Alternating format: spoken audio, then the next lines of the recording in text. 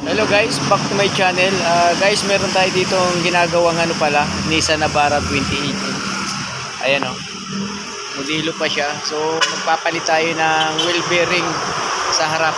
So, buo pala ito guys, wheel hub bearing. Pero pinipress in din siya. Pinipress in out din siya sa machine shop. Pero kasama yung stud bolt. Ito guys, tinanggal namin yung buong spindle. Ayan o. Kasi dadalhin din sa machine shop yung buong spindle kahit na wheel hub bearing.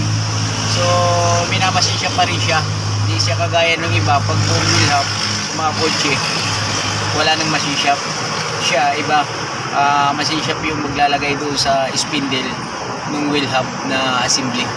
Ito guys yan. Suspension arm assembly, bago na yan, pinalitan na namin yan nung nakaraang taon pa, 2022. Ayan. Yan, tanggal lahat, pati caliper, yan, brakes. So kakalasin nyo lahat yan. Ayan. Tie rod. Ito guys, mga servo boss, ito bago na rin tong tie rod tsaka rack end. Ito yung suspension arm, lower arm na suspension. So bago na rin yung mga ball joint niyan. Pinalitan na namin yan sabay-sabay nung year 2022. So doon namin ito pinalitan lahat. Ngayon binalik ni sir, wheel bearing naman yung sira. Ayan. Mga bago na yung bossing na mga boss na mga pyesa niyan. Ayan Ayan, mga bago na yan. So ganun lang kadali, mga boss, mga guys, pagpalit ng assembly na wheel hub bearing ng Nissan Navara 2018 model. So para mayroon lang tayong ideya kung paano pagpalit at pagtanggal ng buong spindle. So napakabilis lang naman, may gamit lang tayo. Ito, upper arm tanggal, lower arm yan tanggal, tie rod tanggal, pati caliper. So mamaya mga boss, ipapakita namin sa inyo yung buong spindle at saka yung wheel hub bearing na buo. So yun mamaya pagdating, kasi andun pa sa machine shop dinala pa, at saka yung parts kinuha pa sa auto supply. Ayan,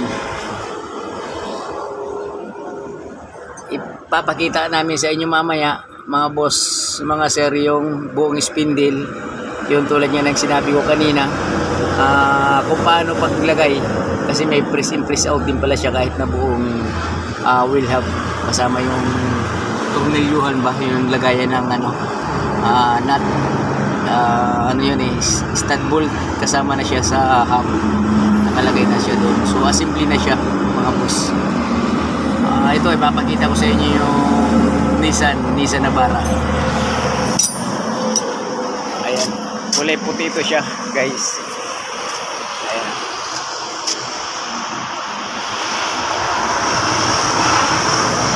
Pick up ito siya.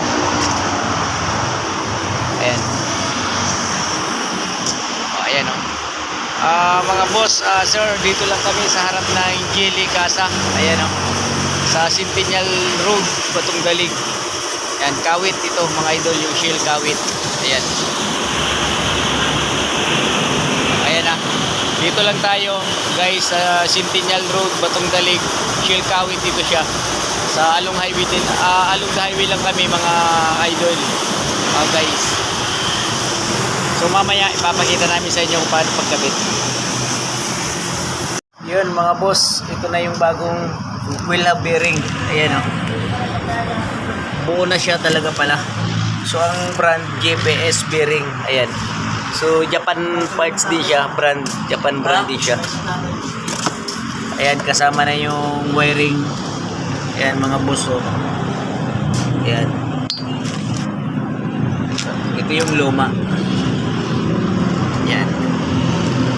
Tapos ito yung spindle. So talagang buo, kasi papasok dito yung bearing yung hub. Yan. Ayan guys, oh. So dito ipapasok yung wheel hub bearing. Kailangan buon yung tatanggalin para hindi tayo mahirapan. So ayan guys, i-assemble na muna namin to kasi medyo mahirap. Kailangan 2 tao may taga-hawak. Mahirap. Ayun, papakita namin sa inyo mamaya. Asimbulin na namin to ng buong wheel hub. Ilalagay namin sa wheel spindle nya. Yun guys, nilagay na namin yung assembly na bearing. Wala na siyang machine shop. Yan. Kayo na lang ang maglagay up sa likod ng spindle.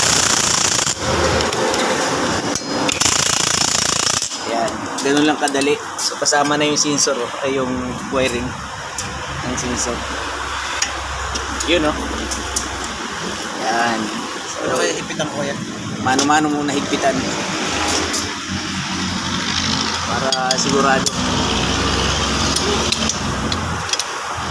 Okay. Yan. Para makasigurado lang tayo.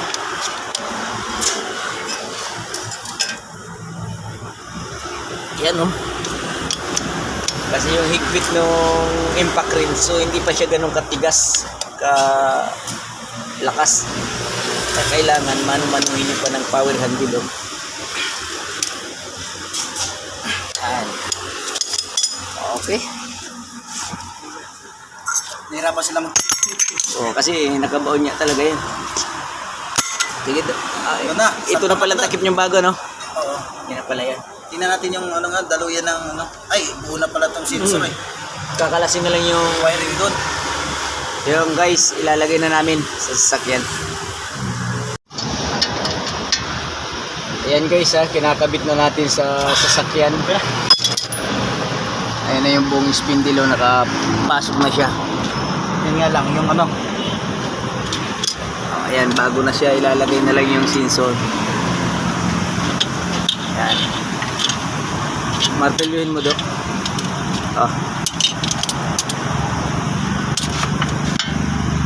Naiwan pa guys yung pinangkontra na 19 sa kabilang tornilyo.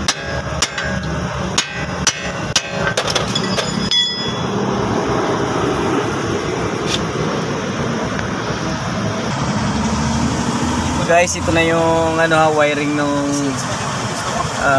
ABS sensor. So buo na siya, kasama na sa sa bagong wheel hub. Ayan, oh.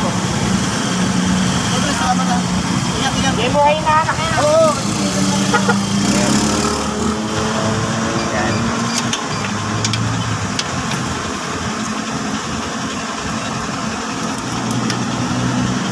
Connection niya guys, oh.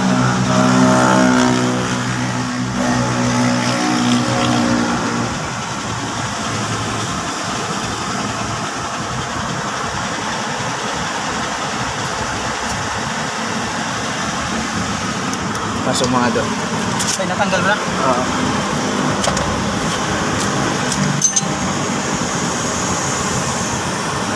Ayun guys yung connection sa taas.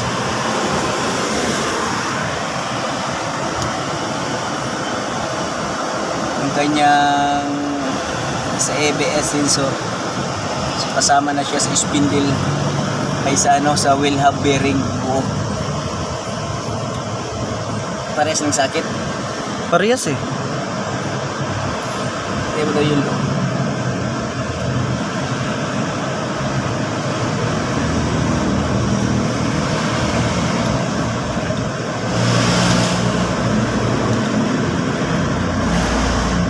Sentro mo lang.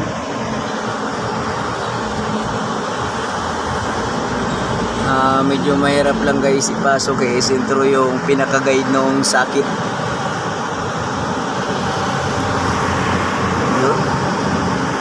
Pumasok din. Ayos. Ngayon, ano pa ilalagay? Rotor disc. Yan guys, rotor disc na.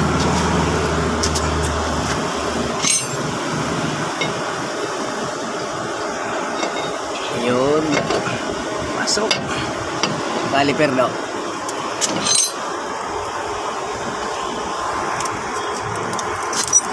Yan mga boss, ilalagay na yung ano, caliper, preno, brakes. Marami kasing binabaklas eh. Ayan, sisintron nyo nga lang kasi medyo mahirap. Pag lumuwa yung piston, yan pinakamahirap sa lahat.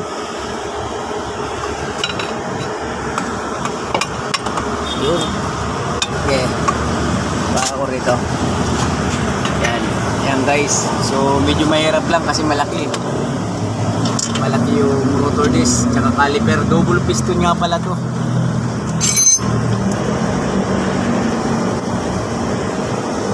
Ayan, tornilyo ng caliper. Okay naman to siya, no? Tama na itong rotate ng ano, no? Tornilyo, ano? Do? Okay. Okay na to, no? Wiring? Oo. Kasi ba yung impact rings dyan? Hindi.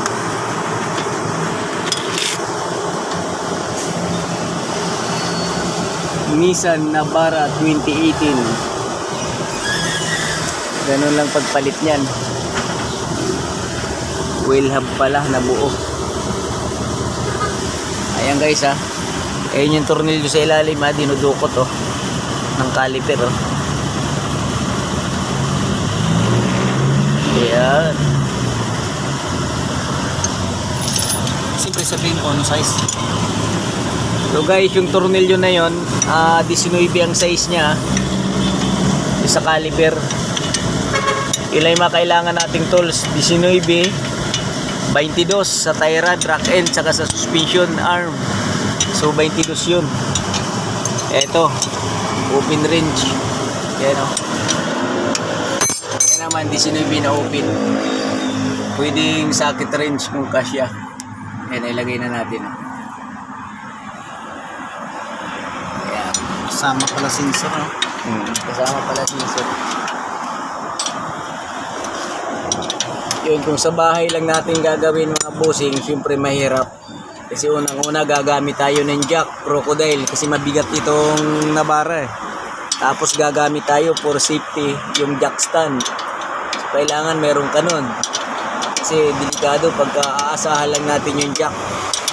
Kailangan meron kang backup. Kasi for in case na bumigay yung jack mo, o sasaluhin ng jack stand.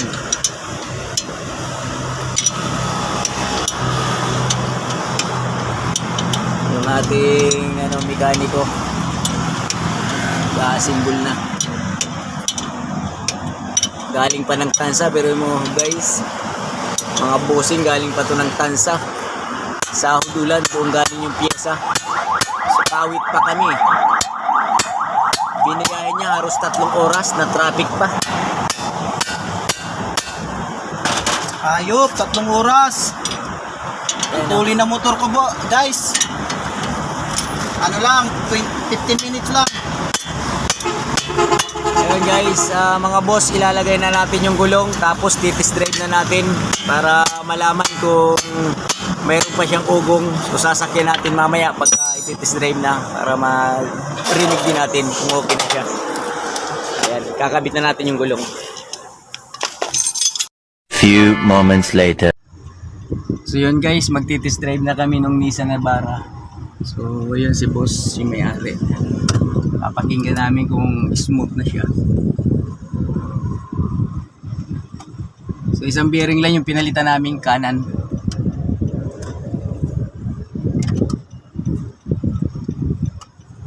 Sige sir, libre.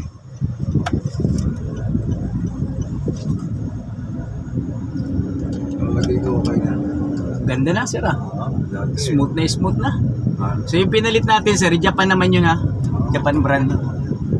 So ayun, mga bossing, smooth na. Wala naman parang kumapabig dati. Okay na sir, dati video ano. Pero napaalain mo na ito. Napakambir mo na nung napalitan natin ng mga pangilalim.